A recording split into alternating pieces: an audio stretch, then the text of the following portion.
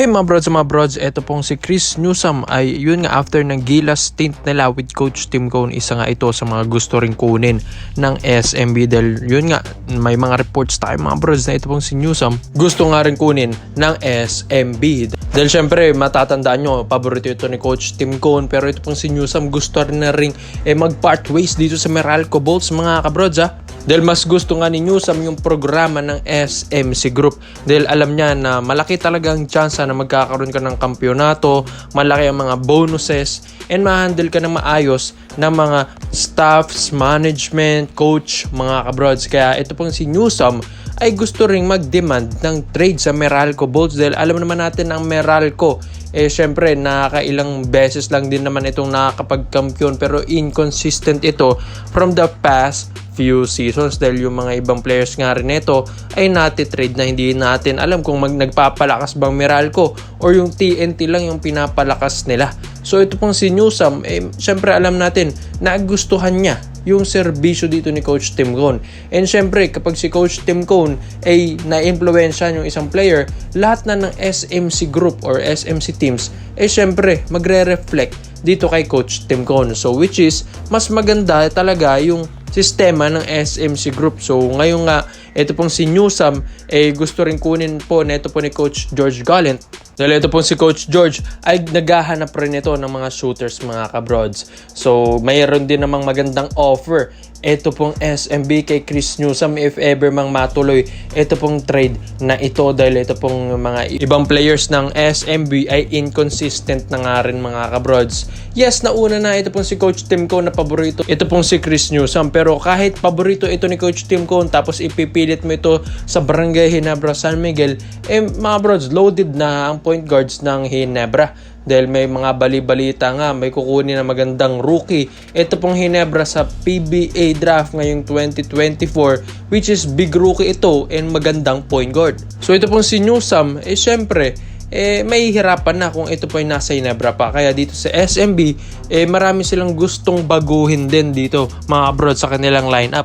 Dahil hindi pa nga tapos ang SMB, gusto nilang magpalakas. Sila ang defending champions ngayong All-Filipino Cup. Kaya ito ay gusto nilang kunin. Ito pong si Chris Newsome mga kabrods. Syempre, alam naman natin yung kakayahan ni Chris Newsome. So sa All-Filipino Cup, napaka-importante po ni Chris Newsome. Lalong-lalo na sa ibang koponan like Meralco Bolts. So kapag nasa SMB naman ito, malaking tulong ito dahil para kang merong import pa rin na nagpo-produce ng mga numbers. So ito pong si Newsome, alam ko, babagay ito sa SMB pero kailangan ng SMB na magbawas ng kanilang mga players like point guards or yung mga forwards nila para nga pasok ito pong si Newsome sa kanilang lineup dahil syempre ang lalaki na or magiging loaded na talagang guards ng SMB if ever papasok pa itong si Newsome tapos ang lalaroin ni Newsome point guard din. So di ba mga brods, mahirapan na makapaglaro yung mga ibang superstar ng SMB.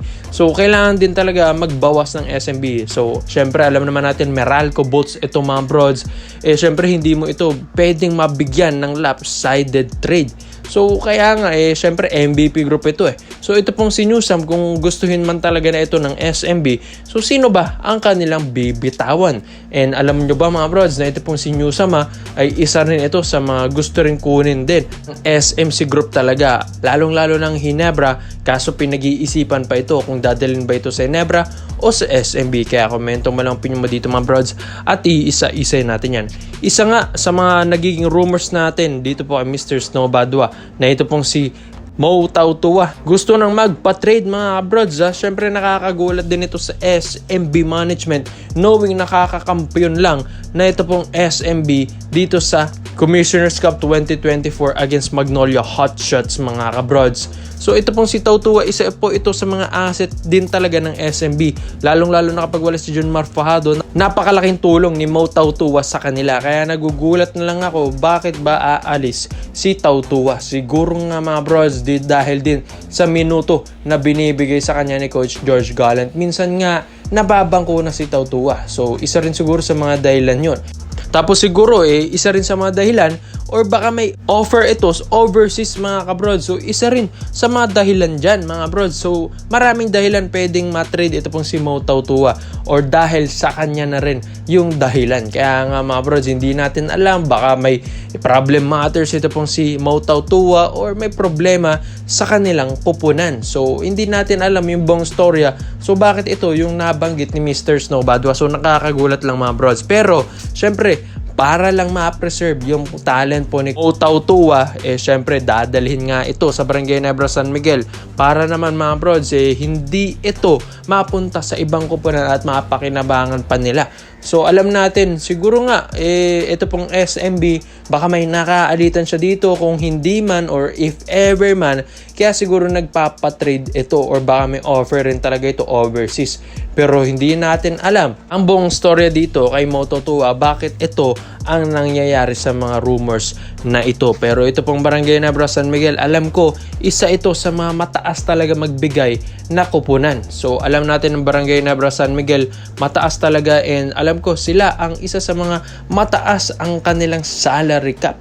So kaya nga kayang bigyan nila ng batuhan ng magandang offer ito pong si Tautua, or kaya siguro nagdedemand ng trade si Tautua, nagdadahilan lang siguro ito para mailipat ito sa Barangay Ginebra San Miguel Dalang Ginebra. Kailangan na talaga nila ng big man, lalong-lalo na mag-All Filipino Cup na tayo mga brods.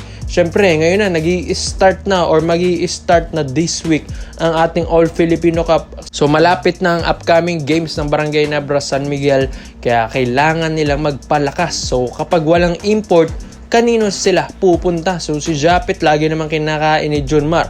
Si Sistan laging kinakain ni John Mar.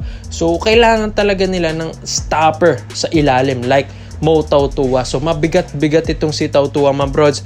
Kayang-kaya niya. Ito pong sina John Mar Fajardo at ibang mga bigs dito po sa atin sa PBA teams. So kaya nga kailangan din ito ng Ginebra, kaya ito ang mangyayari. 3-team trade ang mangyayari dito mga brods. Baka nga mai-involve nila ang Northport Batampier kasi nga nauna na ang MVP group makipag-trade, yung TNT, Blackwater, tsaka NLEX, di ba? Brandon Rosser biglang napunta sa TNT Tropang Giga. So na-involve nila yung Blackwater doon, which is yun yung farm team nila. Pero ang Ginebra, SMB, farm team nila ang Northport Batampier. Kaya baka ma-involve itong Northport para lang ma-shape agad ito pong si Tautua sa Barangay Ginebra San Miguel. So talagang plano-plano lang ito mga brods. Business is business. Syempre hindi na nila kasalanan yan. Sila naman yung mga nagpapalakas So kailangan din talaga magpalakas ng ibang kupunan kung gugustuhin man nila. Kaya ito pong si Mo Tautua mga brods, malakas-lakas na player to sa Barangay Ginebra San Miguel if ever mang malipat ito. And sa tingin nyo mga brods, ano bang dahilan kung bakit nagde-demand na ng trade ito pong si Mo Tautua? May kaalitan ba? May offer ba sa overseas? Or mas gustuhin nito sa ibang kupunan like Barangay Ginebra San Miguel? Dahil alam naman natin kahit sinong player gusto mapunta sa Ginebra. Kaya komento mo lang opinion mo dito mga brods. Iisa-isayin natin yan. Salamat po sa panonood mga brods. This is Overrated. Dahil yun lang, I'm out.